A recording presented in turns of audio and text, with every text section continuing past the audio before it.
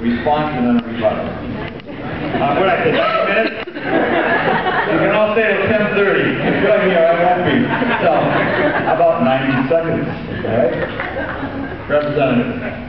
I'd like to ask John, you signed the Grover Norquist pledge. I'd like to revisit this issue, to never support new revenues in a debt reduction deal.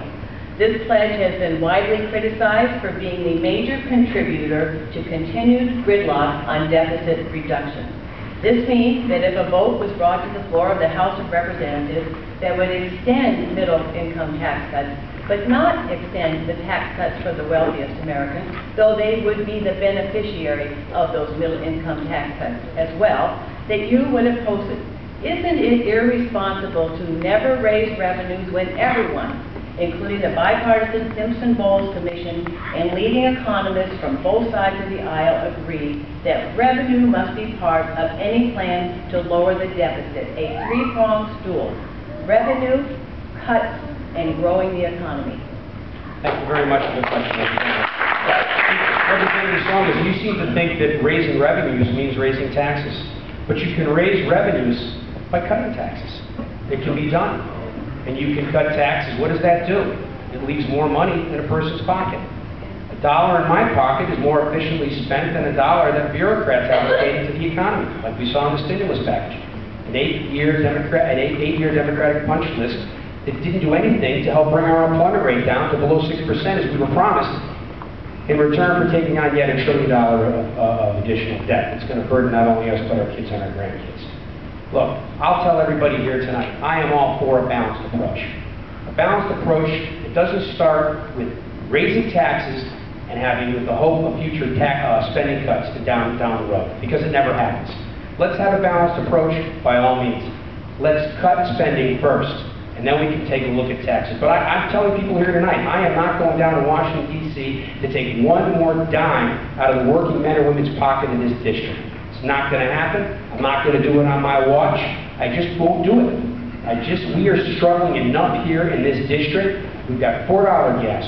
We have fuel prices that, wait till we see. Has anyone heard what the fuel bills are going to be this winter? High. $2,000, $3,000. School clothes are expensive. People are struggling. They can't find work.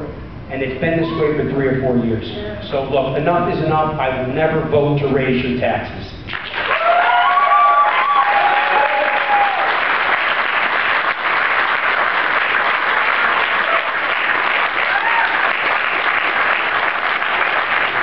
Okay, we have 90 seconds to go.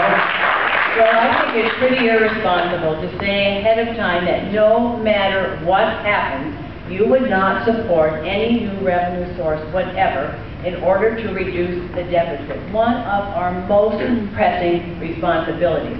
It puts you in lockstep with the most extreme wing of the Republican Party that is refusing. It means you gave away your right to independent thought, pledging it away to a guy that doesn't even live in this district. It seems to me that you are more beholden to Grover Norquist than the people of the 3rd District. The only pledge I have ever taken is the Pledge of Allegiance.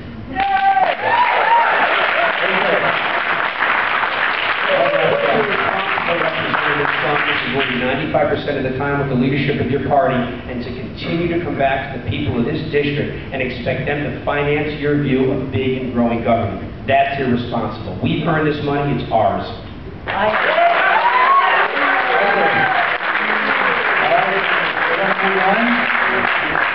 do want to make a correction here. My assistant, Gail Doran, I think I used your previous name, so Gail, thank you. I want to make sure your husband doesn't say on it. So.